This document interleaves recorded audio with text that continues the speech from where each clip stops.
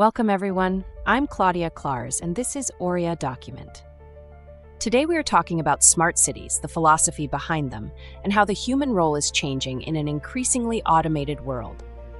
But the first question immediately appears: why do we even want to make the world smarter if human beings fundamentally feel safest in calmness and stability? Jacque Fresco. Jacque Fresco was an American futurist designer who developed the concept known as the Venus Project. It was a social model where cities and systems would function entirely on a resource-based economy, with automation playing a central role. Jacque Fresco worked in a small workshop where he designed city models and futuristic structures. He did not think in terms of traditional political or economic systems. Instead, he viewed society through an engineering perspective. He focused on how cities could be designed in ways that required less human strain and repetitive labor.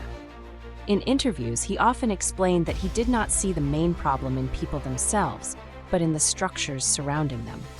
The idea behind the Venus Project was therefore not a finished system, but rather a thought experiment. He imagined a world where machines handled repetitive tasks, allowing humans to move into more creative roles. This vision later influenced many modern smart city concepts. If machines remove the burden from humanity, does humanity truly become free, or does it lose the meaning that struggle once provided?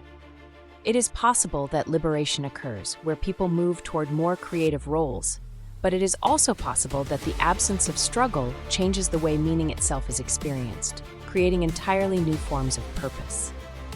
Smart cities are digital and data-driven systems designed to optimize urban life. In large cities, traffic had always been a major problem.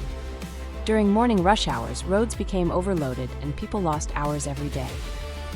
When an intelligent traffic system was introduced, traffic lights and routes no longer operated on fixed schedules. The system monitored movement in real time. If one road became overcrowded, traffic was automatically redirected elsewhere. At first, residents found it strange that the city seemed to respond to their movement. But over time, the system became normal, and the behavior of the city began to resemble a living organism. If a city can predict the consequences of our decisions before we can, who is truly making the decision?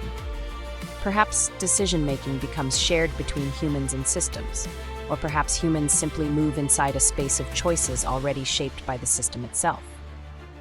Smart cities rely on continuous data collection, and this creates not only technical effects but psychological ones as well. A man living in such a city slowly began noticing something unusual. Not that the city was malfunctioning, but that every movement he made left behind traces. His phone activity, transportation patterns, and even daily routines existed somewhere inside the system as data. Nothing dramatic happened. Nobody watched him directly. Yet the feeling itself changed. He felt that the city understood his patterns.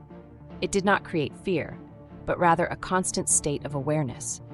From that point onward, he began behaving differently, not because he was forced to, but because he knew everything was being recorded. If we know we are being observed even when there is no punishment, does that slowly change who we really are? It is possible that more conscious behavior develops, but it is also possible that over time it becomes normalized and the feeling itself disappears. As systems take over more responsibilities, the human role itself changes. In one factory, hundreds of workers once performed the same repetitive process. Over time, machines replaced most of those tasks. The workers did not immediately lose their jobs. Instead, they shifted into new roles. They supervised systems, checked outputs, and made decisions. One older worker explained that labor no longer felt physical. It became attentional. The transformation did not happen overnight, but gradually, almost invisibly. If work is no longer necessary for survival, what gives structure to human life? One possibility is creativity, learning, and self-expression. Another possibility is that humanity begins searching for entirely new forms of structure: community, purpose, and identity. Fully automated systems could theoretically redefine the role of money itself, although such a model does not currently exist. At a lecture, a young student once asked what would happen to money if machines performed most of society's labor. The answer was unclear.